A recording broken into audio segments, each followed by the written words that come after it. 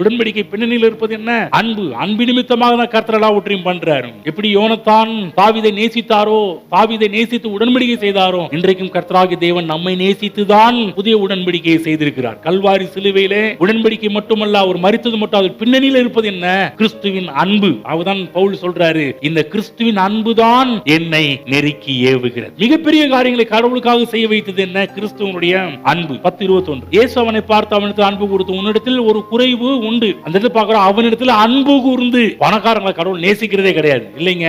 தேவன் அன்பினால் நிறைந்து அந்த பணக்காரன் பேசுறார். அவன் எப்படி நோஸ்கட் பண்ணணும்ன்றதுக்காக கடவுள் அந்த வார்த்தையை பேசுறது கிடையாது. இன்றைக்கும் தேவன் நம் மீது அன்பு கூறுகிற ஆண்டவராகவே இருக்கிறார். ஏன்னா இன்னும் எப்படி அவனை ஆசீர்வதிக்கலாம்? ஏன் அன்பு? ஏன் அவனை நேசி? இன்னும் எப்படி அவனை ஆசீர்வதிக்கலாம்? ஆசீர்வதிக்கிறது டெக்னிக்கலை சொல்லி கொடுக்கிறார், ஆலோசனை சொல்லி கொடுக்கிறார். இப்படி பண்ணுப்பா, நித்திய ஜீவனை சுதந்திரத்துக்கு கொள்ளலாம். இப்படி நான் சொல்ற வழிமுறைகளை பின்பற்றனா நித்திய ஜீவனை சுதந்திரத்துக்கு கொள்ளலாம்.